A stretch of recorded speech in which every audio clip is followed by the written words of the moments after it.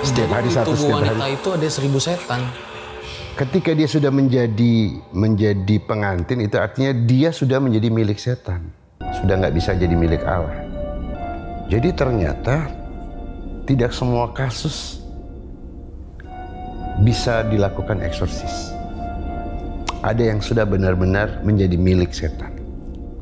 Sudah nggak bisa lagi. Taunya tuh dari mana Pak? Kalau udah nggak bisa gitu tuh. Kayak contoh yang pengantin setan itu. Seumur hidup saya tidak pernah melihat wujud seperti yang digambarkan, pocong, yang seperti yang mengerikan begitu. Tapi Pak Pendeta Peter pernah nggak selama melakukan proses pengusiran setan itu ya, kayak malah diteror gitu sama setannya gitu? Nah, ini bagian yang menarik.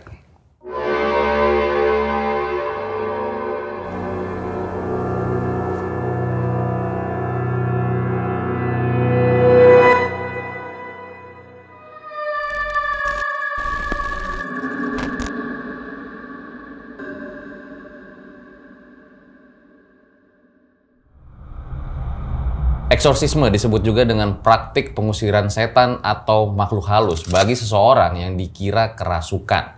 Nah, praktik ini sendiri sudah berlangsung cukup tua dan dilakukan di berbagai negara.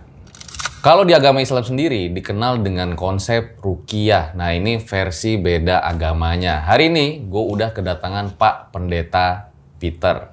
Halo Pak Pendeta Peter, terima kasih ya udah mau datang ke RJ5 nih Pak. Sama-sama. Kalau boleh tahu udah berapa lama nih fokus di bidang pengusiran setan ini, Pak? Bidang pengusiran setan sih enggak. Karena itu dia menempel dalam status tugas pelayanan kita sebagai pendeta. Jadi dia tuh sebetulnya automatically ketika seseorang menjadi pendeta, dia diperlengkapi dengan kemampuan untuk melakukan eksorsis. Begitu. Oke. Itu biasanya hantunya tuh yang sering ditangani kasusnya itu apa, Pak? Kalau di Jakarta itu lebih banyak kesurupan ya. Entah itu dikirim karena seperti santet misalnya, atau karena yang bersangkutan berangkat dari kampung keluarga yang masih mengikat diri dengan kuasa-kuasa itu. Sehingga ada waktu di mana kuasa itu menampakkan dirinya. Ya, menampakkan dirinya untuk mempertegas kepemilikan jiwanya dan sebagainya. Oke, Pak. Apakah hantunya beda, Pak, gitu? Apa jangan-jangan pernah juga yang kayak pocong, kuntilanak? Aslinya sih sebetulnya kekuatan setan, iblis atau demons itu dia selalu dia merasuki jiwa manusia. Dia merasuki jiwa manusia dan dia mengendalikan mereka untuk maksudnya. Biasanya seperti itu. Atau kalau mereka memang dari awal keluarganya, dari keturunannya melakukan kontrak dengan iblis itu, mereka bisa meminta tolong kuasa itu untuk melakukan sesuatu untuk diri mereka. Oke, ini kayaknya menarik banget guys, karena gue penasaran gitu Pak Pendeta ya. Oke, ditahan dulu Pak Pendeta ya. Nah sebelum dimulai guys, kayak biasa ya dukung terus konten-konten RJ5 dan jangan sampai kalian ketinggalan pre-order baju RJ5. Dan kemarin itu yang beli juga udah banyak banget, jangan sampai kehabisan. Kalian bisa beli lewat Shopee, Tokped, dan juga order lewat WA. Langsung aja kita mulai, berikut adalah ceritanya.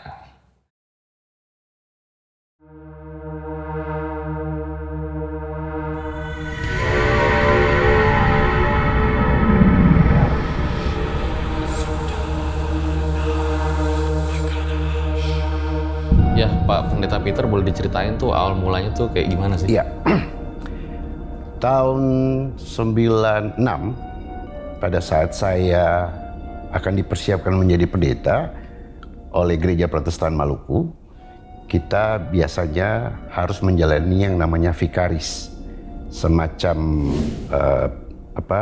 masa orientasi di mana kita belajar melayani seperti pendeta di jemaat. Dan kebetulan saya mendapat tugas di Pulau Buruh di kota Namlea.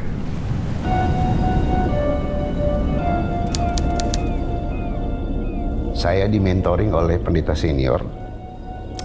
Dan saat itu saya akan menempati sebuah rumah pastori, rumah yang memang disediakan untuk pendeta, dan itu diberikan kepada saya. Dan rumah itu kebetulan berdampingan dengan rumah seorang dukun. Dia memiliki halaman yang luas, dan dukun itu terkenal di kampung Namlea itu sebagai dukun gila. Ya, nah saat itu mentor pendeta saya mengatakan begini. Pastori ini sudah beberapa bulan tidak ditempati. Baiklah, sebelum Anda menempati, kita melakukan pembersihan. Siapa tahu di dalam pastori itu ada roh-roh lain, kuasa-kuasa lain. Dan disitulah saya diajarkan pertama kali untuk mengidentifikasi dua dunia ini. Secara khusus untuk mentreatment situasi. Jadi yang pertama kita lakukan adalah kita membuka pintu jendela, ya. Kita berdoa, dan di dalam doa itu kita harus menegaskan apa yang harus kita mintakan dari Tuhan untuk rumah ini.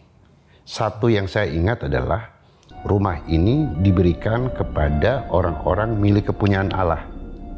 Karena itu, segala yang berbeda dengan Allah, yang bertentangan dengan Allah, itu harus meninggalkan tempat ini. Tapi maaf saya potong Pak Pendeta Peter ya. Berarti Pak Pendeta Peter ini bertugas di daerah konflik? Saman itu belum. Oh belum. Saman itu situasinya masih adem. Tahun 96, konflik kan baru 99. Oke. Nah, saya lanjutkan kembali. Jadi setelah kita berdoa, kita meminta kehadiran Tuhan dalam wujud air yang mencuci.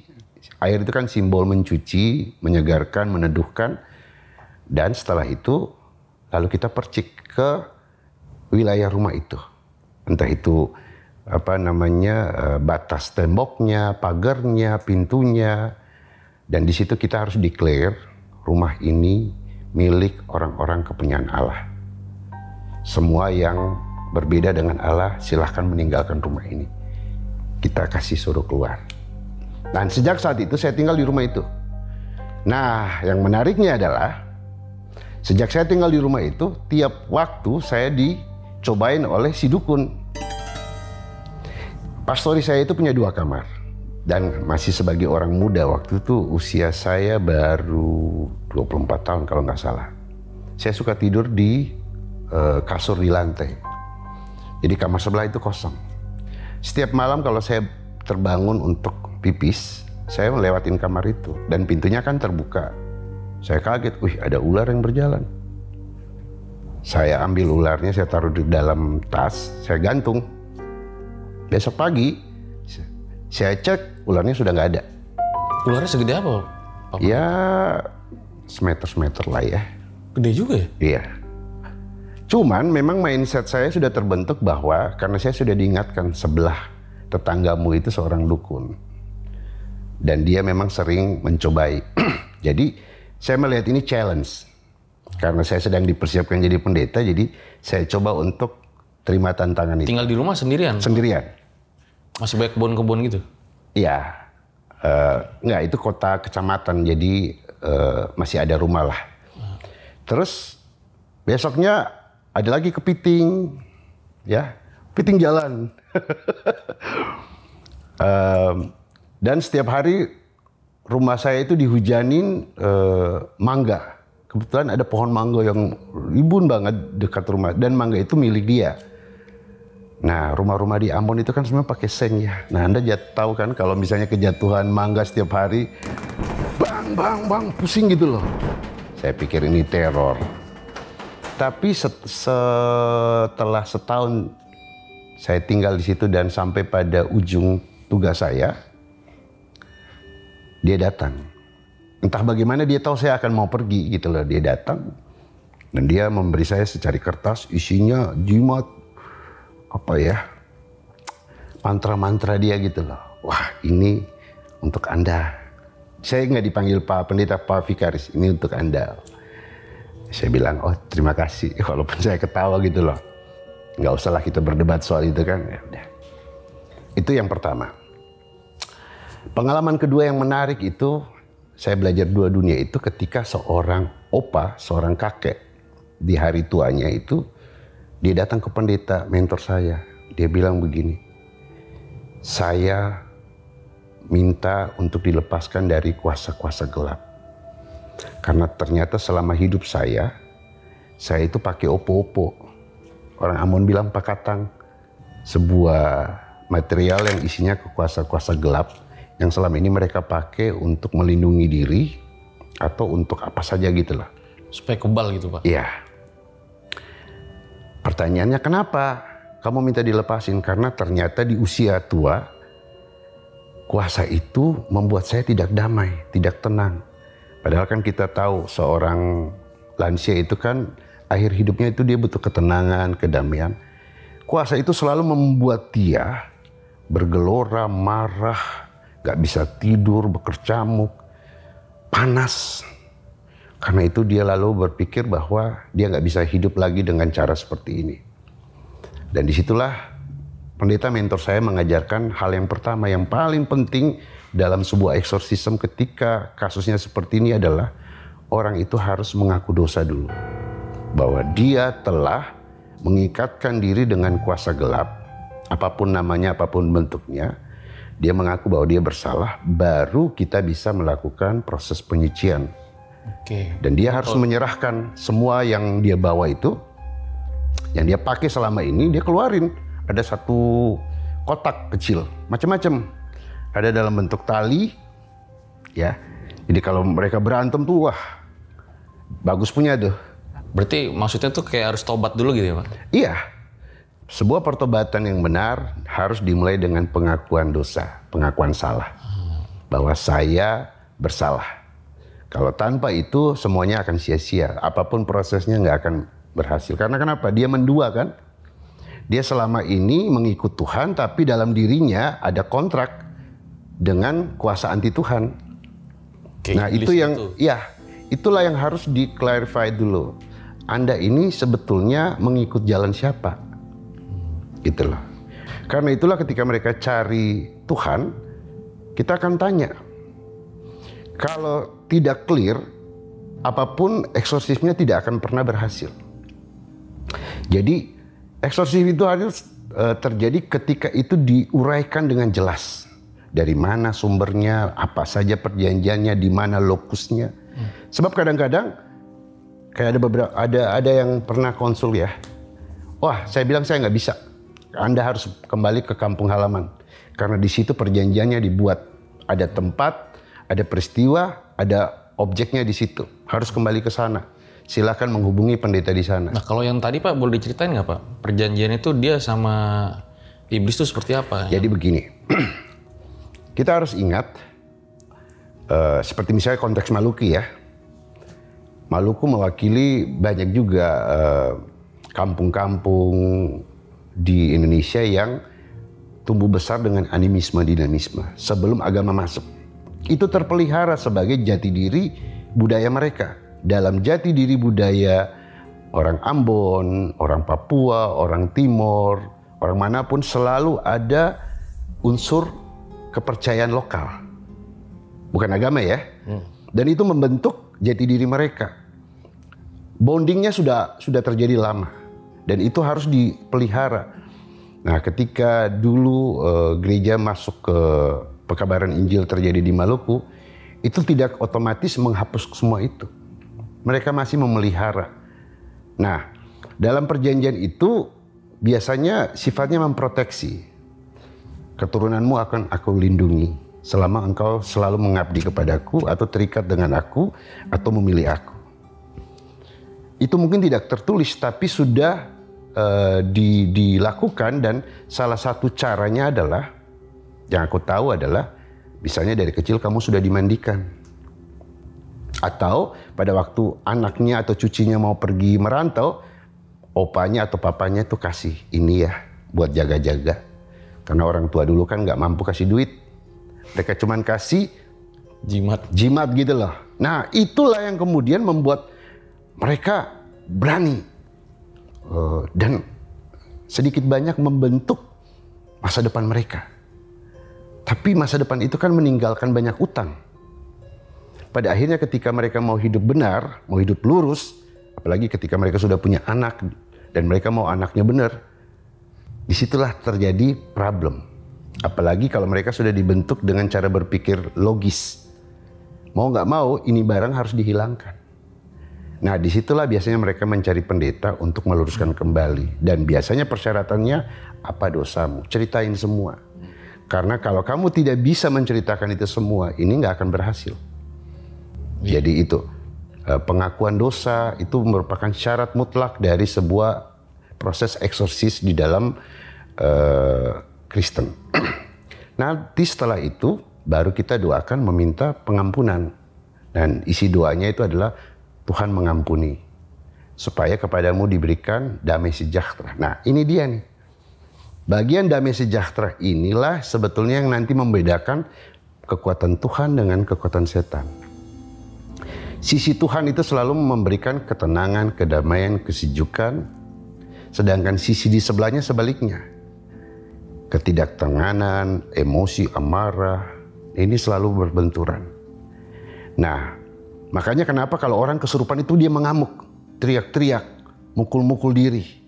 Itu sisi pertempuran, sisi emosionalnya itu bermain. Kalau di sini lebih kepada keteduhan. Karena itulah sebetulnya yang menjadi ciri khas dari dulu sampai sekarang, sekalipun mungkin sudah berbeda ya penampilannya. Mungkin orang sekarang nggak kesurupan, tapi berhalu-halu. Itu juga harus dilihat nanti tuh. Iya, karena kan jangan-jangan itu faktor psikologis doang. Iya betul. Nah, si lansia itu akhirnya kita bawa ke gereja. Dan biasanya memang kenapa selalu ke gereja? Karena gereja itu kan dipahami sebagai rumah Tuhan. Ketika dia dibawa ke sana, kita berdoa minta ampun, dan kemudian diakhiri dengan doa pemberkatan untuk damai sejahtera. Setelah itu, tuh opa 2 minggu lamanya fresh, mukanya fresh. Siapapun yang lewat dia salam. 2 minggu saja sebelum dia meninggal. Akhirnya meninggal? Meninggal. Jadi semua orang yang akan kembali kepada Allah, dia harus menyelesaikan hutangnya supaya dia diberikan damai sejahtera. Makanya istilah rest in peace itu berkonotasi damai sejahtera. Dia nggak mungkin mati dalam amarah. Sering dibilang apa tuh kalau mati amarah itu apa? Kalau orang mati dalam amarah itu kan pertanyaan dia milik siapa tuh? Iya kan? Kalau dia milik Tuhan dia harus rest in peace. Iya. Kurang lebih itu perbedaan jalurnya. Boleh diceritain nggak sih Pak Pendeta Peter itu kasus dari lansia ini tuh seperti apa gitu? Maksudnya dia berjanji dengan siapa? Terus? Jadi itu cukup lama. Jadi itu sesuatu yang umum di Maluku. Bahwa sebagian besar orang-orang itu mereka pernah punya itu tadi ikatan budayanya kuat sehingga mereka masih lebih memilih menggunakan kekuatan kampungnya ketimbang Tuhannya. Kan gitu. Jadi itu bisa dari orang tuanya, opanya, atau bahkan seperti tadi saya bilang sudah dimandikan. Yang dimaksudkan dimandikan tuh begini. Ini anakku, misalnya saya membayangkan ini opanya ngomong, Tuhan ini anakku, bukan Tuhan misalnya, dengan aku memandikanmu, ini berarti tubuhnya itu udah di cover dalam perlindungan kuasa nenek moyangmu misalnya. Contoh, makanya nembak nggak tembus, disayat nggak tembus misalnya, kan seperti itu. Nah, banyak orang Maluku, dan saya pikir bukan cuma Maluku, orang-orang lama itu masih percaya dengan kekuatan itu untuk melindungi mereka. Kalau orang sekarang kan lebih percaya kepada kekuatan kapital, mindset ya kan, network, connecting. Nah, ini kan sudah bergeser nih. Anak-anak generasi sekarang udah nggak butuh begitu. Tetapi biasanya kontrak itu selalu harus dijaga supaya tidak putus. Nah itu nanti kita akan lihat pada pengalaman saya berikutnya. Itu tadi pengalaman kedua ya. Dan pengalaman ketiga itu ketika terakhir sebelum saya keluar dari jemaat itu, teman saya telepon. Teman saya yang notabene bukan Kristen loh. Kayaknya sih dia Buddha kali, Cina ya. Dia telepon saya.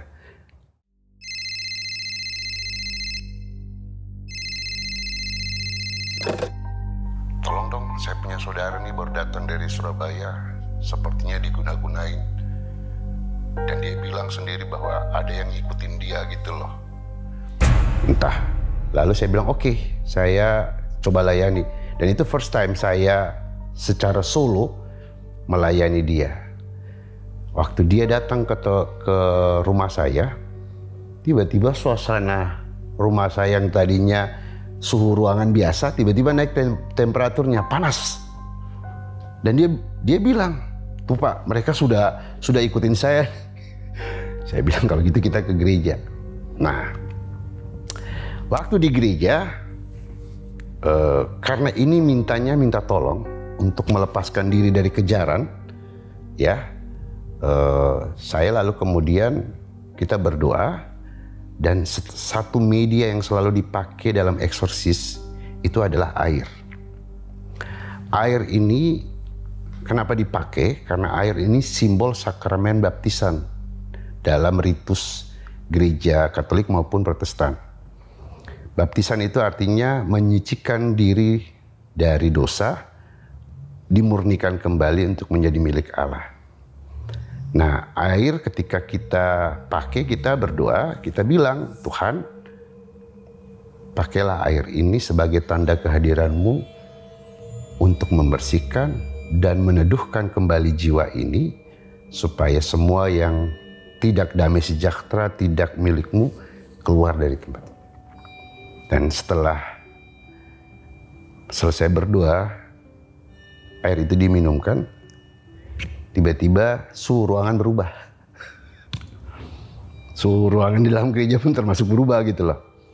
Dan setelah saya take off besoknya, balik ke Ambon, saya tanya, bagaimana? Oh sudah bisa diatasi Pak Pendeta, aman. Berarti ya.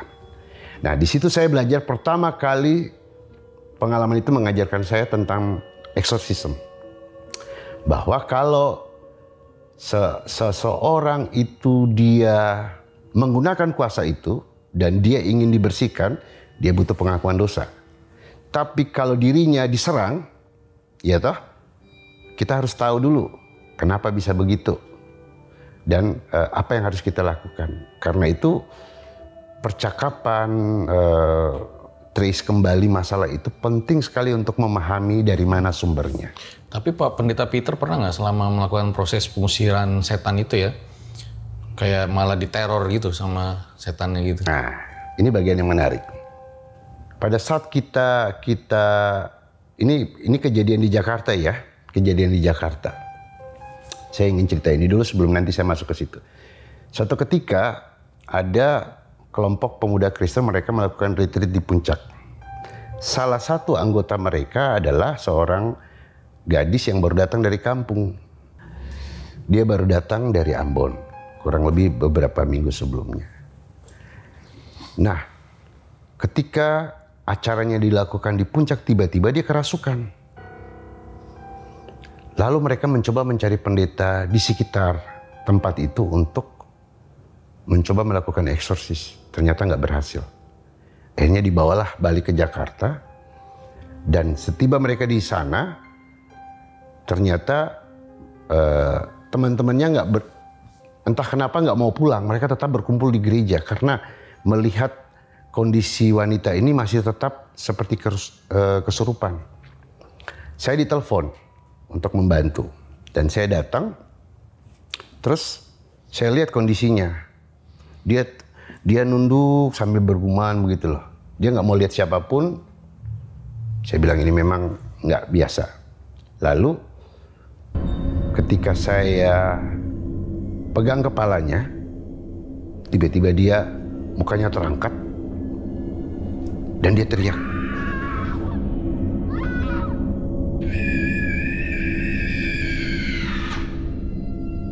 Tapi yang menariknya adalah matanya itu persis seperti mata ular.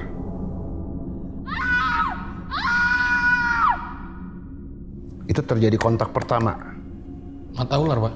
Seperti mata anaconda. Kan ada tuh film anaconda tuh kan matanya kayak mata anaconda. Mata besar. Kita melakukan kontak. Nah, pertanyaannya pada saat itu apa yang terjadi? Saya harus melawan dia.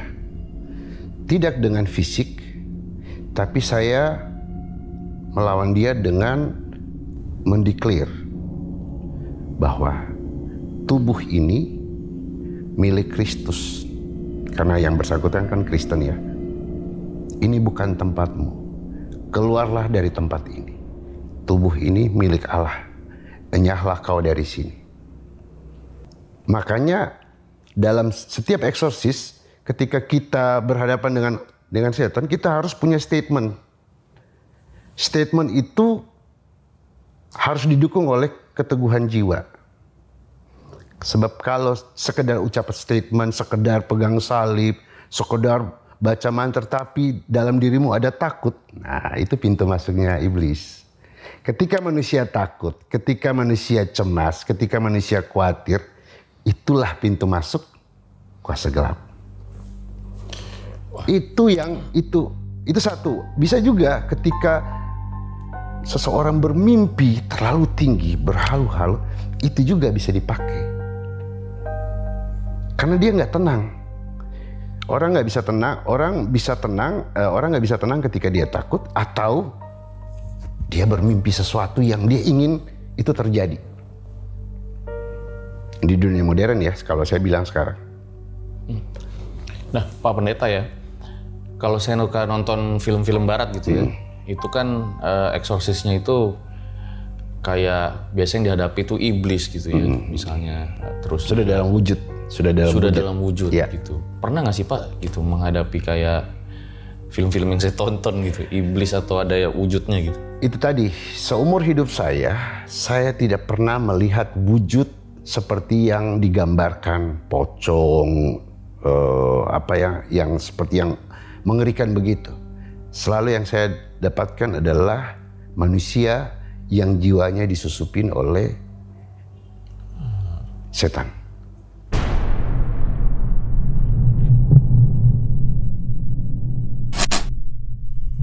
Buat kalian yang punya pengalaman horor nyata, bisa kirim cerita kalian ke email RJ5 atau DM Instagram RJ5.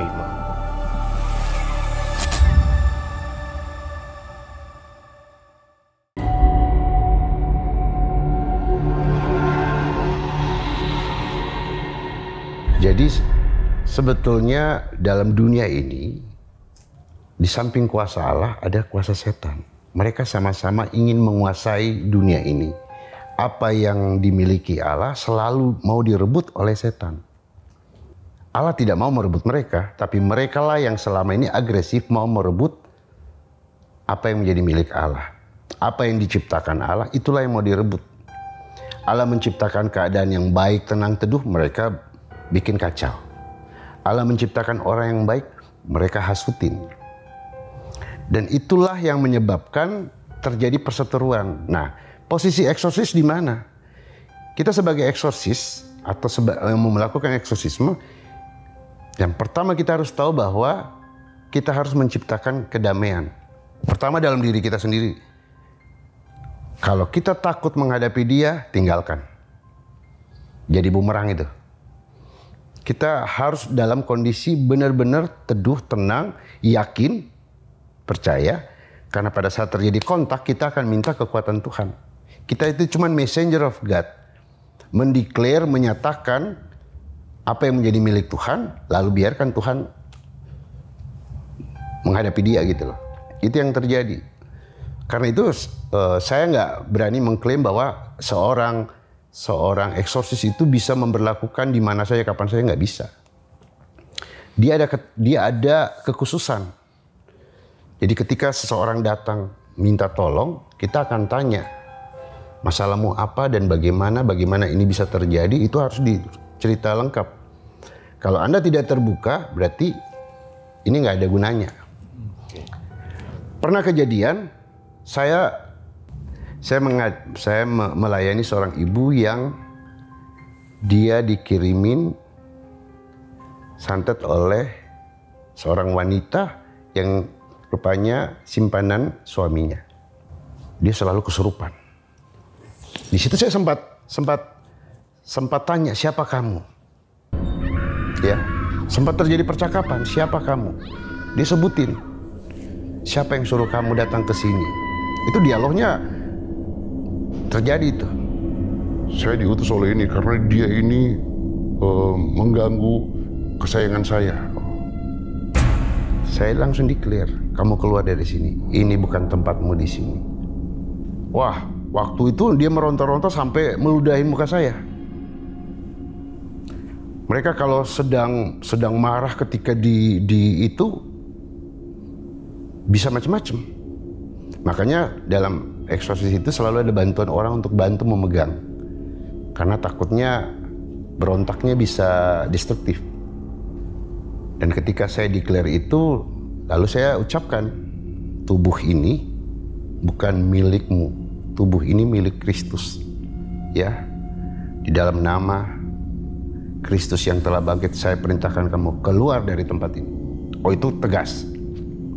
Itu tegas. Kalau perlu saya teriak, saya teriak. Mengapa?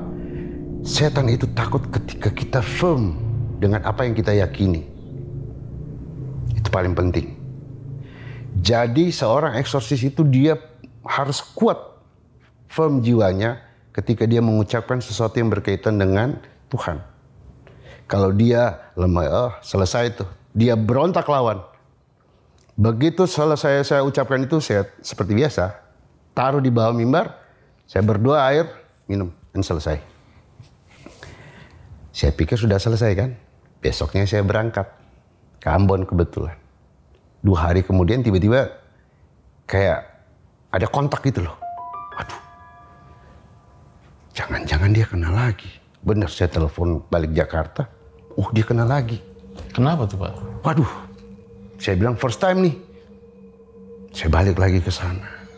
Terus saya bilang begini, kalau pintu itu sudah kita tutup, ya, tapi masih ada tikus yang berani masuk, berarti ada pintu yang lain. Saya lalu bilang, coba Anda ceritakan dulu masa lalumu. Dia cerita. Waduh, ternyata dulu kecilnya dimandiin sama kakeknya. Artinya dimandiin itu pernah ada kontrak rupanya. Saya bilang, itu dia sumbernya itu. Berarti ini setan yang lain lagi. Iya, setan yang lain lagi. Wah, ini masalah. Orang-orang dulu, mereka sudah mengikat diri. Sekalipun mereka bergereja, mereka beragama, tidak automatically mereka bersih. Jadi beragama kalau cuman sekedar ibadah, ya simbol-simbol, ya mereka bagus. Tapi moment of truth-nya itu akan muncul. Kan tidak lucu kalau orang beragama sering kesurupan. Ya dong, ini nggak benar nih. Itu satu. Nah, kisah orang yang disusupin lebih dari satu macam setan, itu juga saya dapatin di cerita teman saya. Sesama pendeta. Oh, itu lebih sadis lagi tuh ceritanya. Jadi dia pernah melayani, ada seorang istri dokter. Dia cerita, ini sangat complicated. Saya bilang, kompleksnya seperti apa? Yang ini udah bisa selesai, sudah. Tapi muncul lagi ini.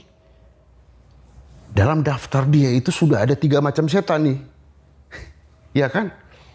Nah, terakhir ada bagian yang menjadi perhatian dia. Ketika wanita itu ketika kesurupan, dia memperagakan gerakan suami istri. Wah, saya tanya terus, tafsirku seperti apa? Saya gali terus. Ternyata waktu wanita itu di Belawan, dia naik mobil, ada yang nyentuh dia gini, mau kemana? Tiba-tiba dia ikut tuh. Entah dia dihipnotis atau apa, mau kemana, dia ikut. Teman saya akhirnya sampai pada kesimpulan, dia ini sudah jadi pengantin setan. Saya bilang, dari mana kesimpulanmu itu? Karena terlalu banyak gangguan yang muncul dan kita bingung gitu loh. Apalagi gerakan yang dia pakai pada jam-jam tertentu itu menunjukkan seperti panggilan suami istri gitu loh. Ya nggak mungkin saya tunjukkan di sini kan, tapi lalu itu sesuatu kasus yang menarik. Oh begitu. Umur berapa Pak Pendeta? Itu mungkin Usia sekitar 30-an ya.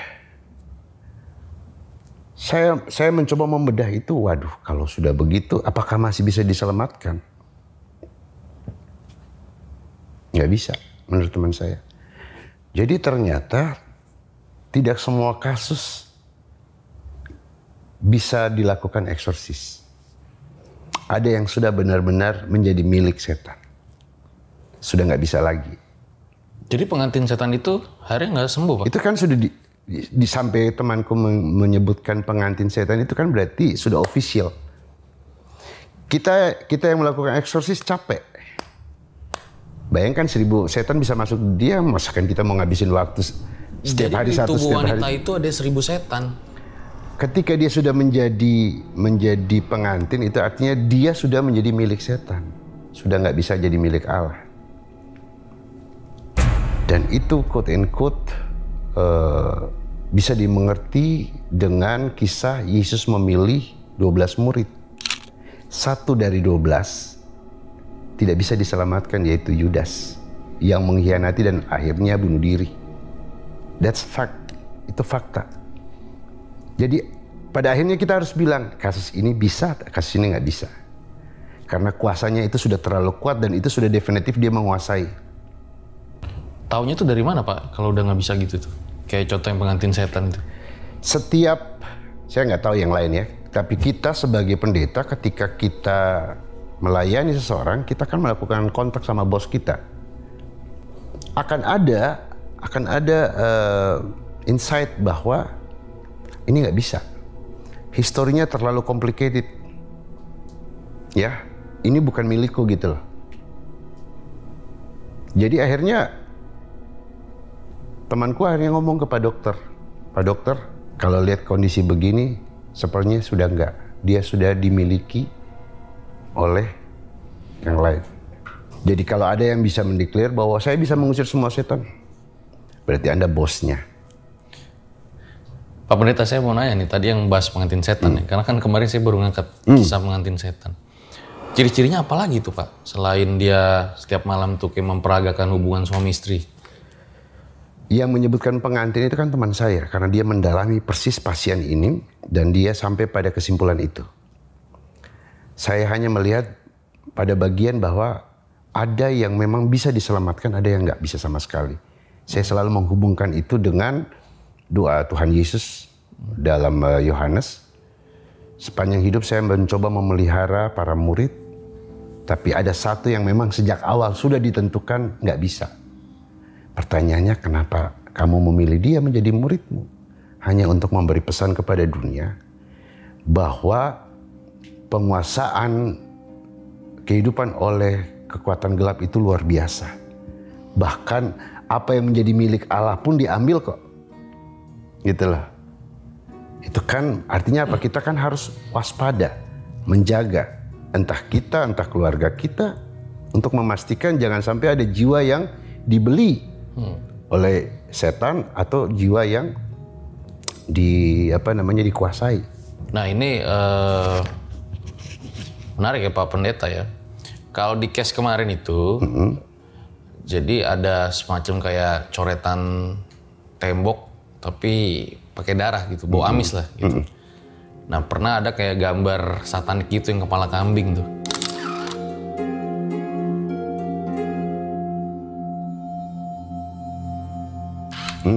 Dan nggak tahu siapa yang nyoret karena di rumah itu nggak ada orang gitu. Ya. Kalau menurut Pak Pendeta Peter tuh gimana Pak?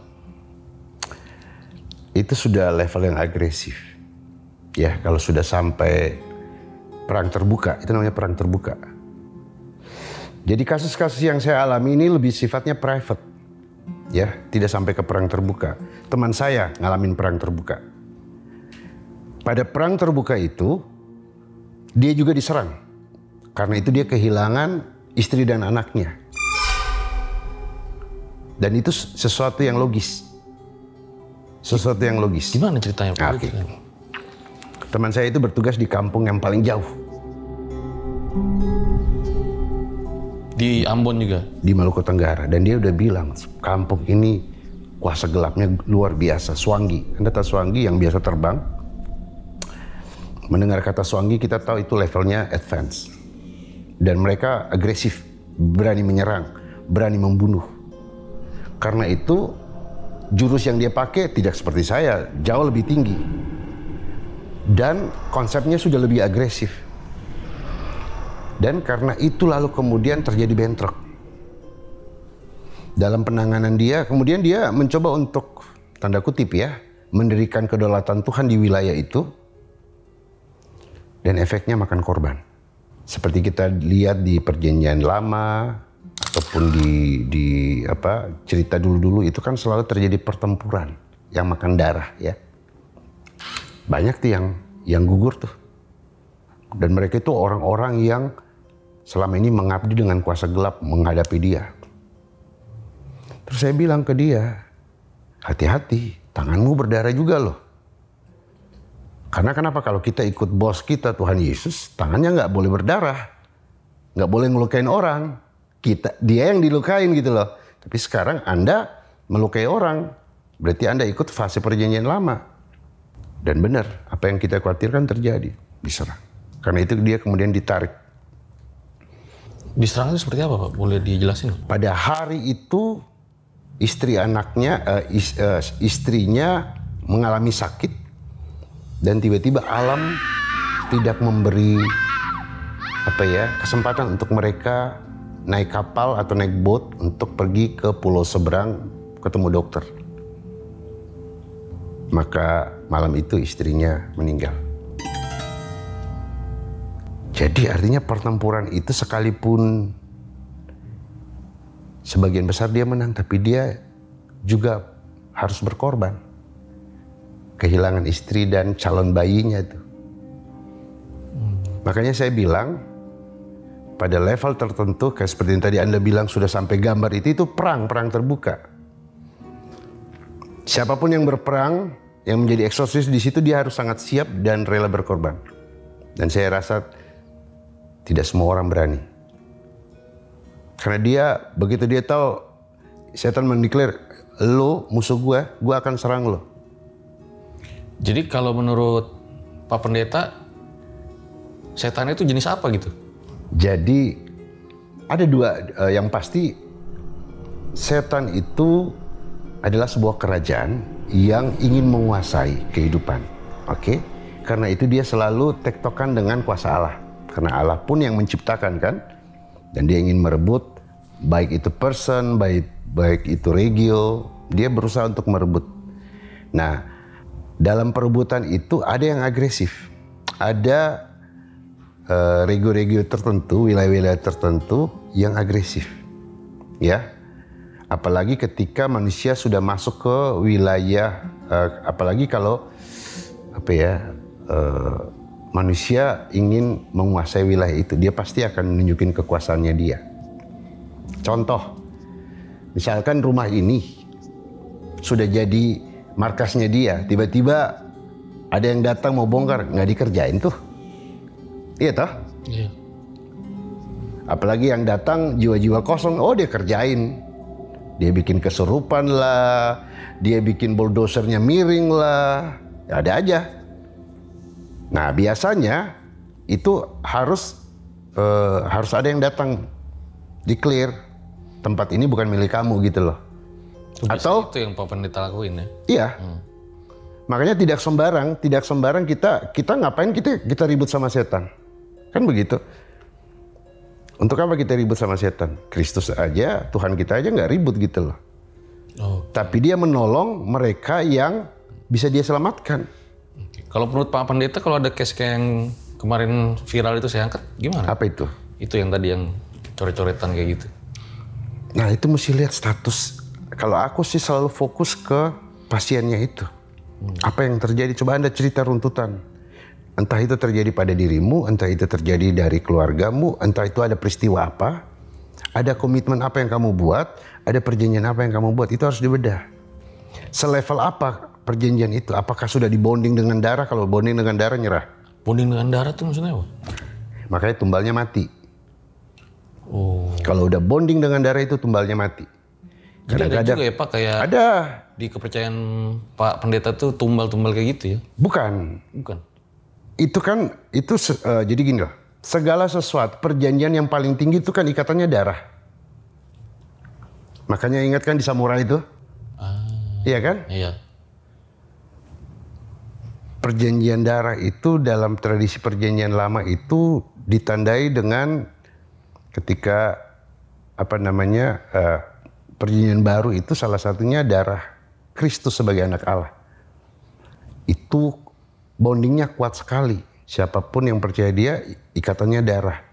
Nah, setan pun juga menggunakan itu. Makanya coba lihat, ada nggak dukun-dukun yang dia harus bunuh orang? Ya toh, bahkan anaknya sendiri atau istrinya. Demi kekuatan. Demi kekuatan, bondingnya di situ. Itu bukan sesuatu yang baru, itu di dalam perjanjian lama seperti itu. Jadi dari zaman perjanjian lama tuh udah ada ya? Sudah ada, kerajaan-kerajaan itu selalu bloodline, garis keturunan darah. Itu sebabnya di Kristen ada yang namanya sakramen, perjamuan kudus. Itu mau menegaskan bahwa pada saat kamu terima sakramen roti dan anggur, bloodline lo itu milik Allah, bukan anonim gitu loh. Dan itu yang selalu kita pakai untuk menjelaskan status orang ini punya Tuhan. Dia sudah dibaptis dan dia sudah terima sakramen.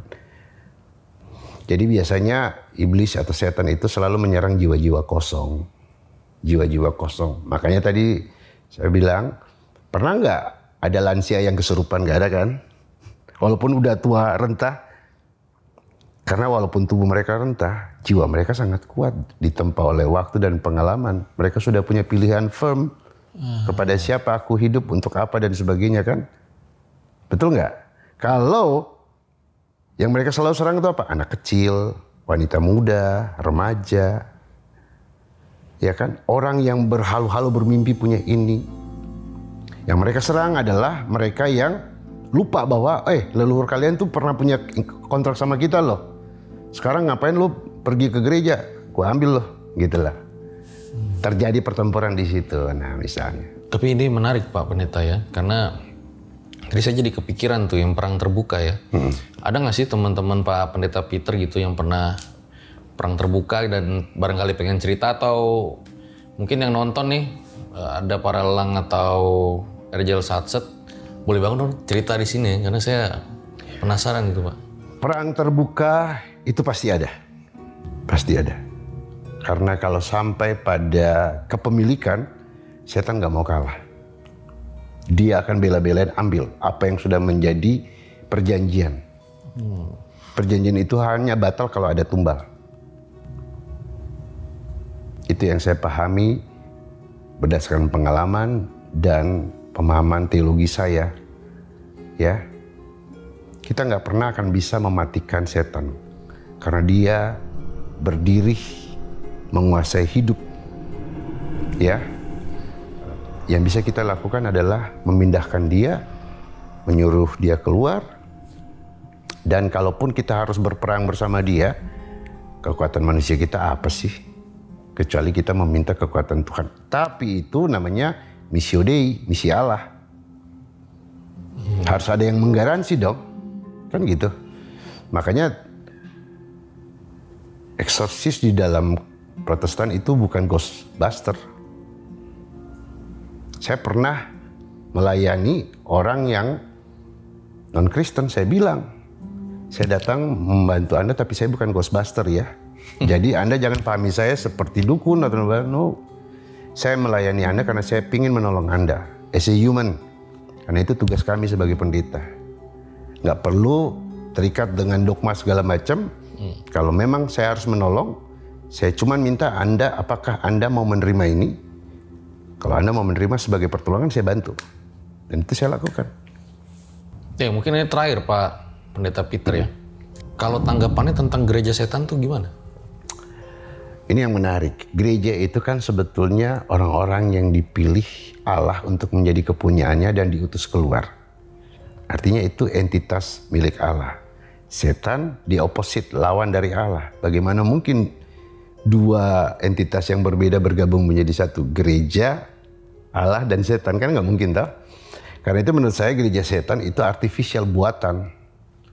Dia nggak punya historik, dia nggak punya landasan teologis yang kuat, bahkan dia sesuatu yang diciptakan untuk, tanda kutip, untuk menguasai people dalam kondisi kerentanan jiwa tertentu.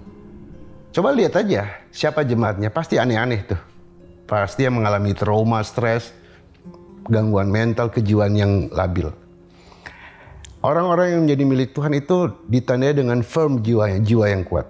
Mereka tahu kemana dia akan melangkah, kapan dia mau mati, dia nggak takut.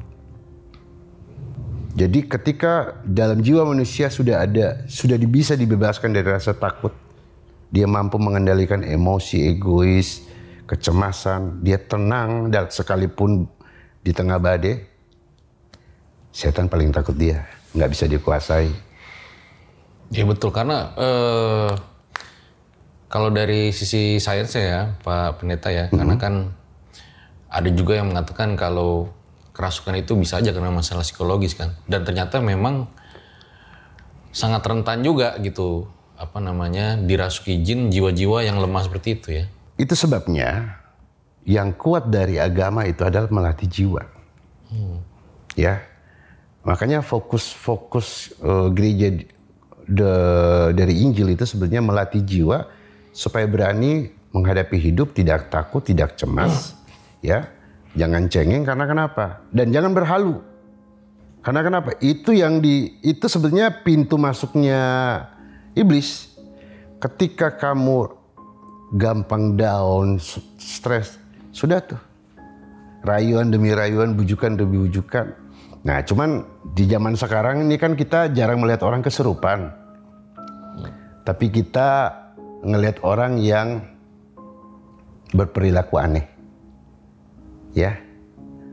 Yang keanehan itu sudah menjadi psikopat. Yang keanehan itu menjadi gaya hidup yang destruktif. Ya kan? Gangguan mental. Pertanyaannya, apakah ini bentuk dari metamorfosisnya kesurupan? Saya berpikir iya, karena itu serangannya ke jiwa. Berhalu, ya. Makanya sekarang ini kalau kita lihat orang dengan sejumlah itu, jadi akan kelihatan gitu lah. Kalau ternyata manusia itu problemnya tuh sekarang persoalan kejiwaan yang tidak bisa diselesaikan teknologi. Mental health. Ya, mental health. Ada orang lagi kuliah, cuti 6 bulan karena katanya stres. Zaman kita. Jadi kalau orang pakai parameter, oh dia terdidik, lahir dari keluarga bagus, tapi lalu kemudian behaviornya aneh. Ya, pertanyaannya ini apa? Orang selalu menghubungkan secara psikologi, sosial, budaya. Tapi mungkin dari teropong kejiwaan, ini ada penyusupan. Di sistem yang sekarang ya menurut Pak Pendeta ya? Ada penyusupan. Oke. Makanya film seperti Pop Exorcist itu kan mau dibilang, pesannya kan saudara, terjadi penyusupan infiltrasi. Setan ke dalam gereja kan gitu. Dan itu bukan sesuatu yang baru. 12 murid Yesus pun setan berani tembus kok. Sudah dari zaman itu? Sudah dari zaman dulu. Kembali ke perjanjian lama, begitu Allah menciptakan Taman Eden, dia menempatkan manusia, setan sudah standby di situ. Jadi semua yang diciptakan Tuhan, yang baik adanya itu selalu mau direbut untuk dirubah putih menjadi hitam. Sudah itu aja. Oke deh, kalau gitu. Nih makasih banget nih Pak Pendeta Peter ya, udah datang dan bercerita di RJL. Nanti kita bakal banyak nanya di closing.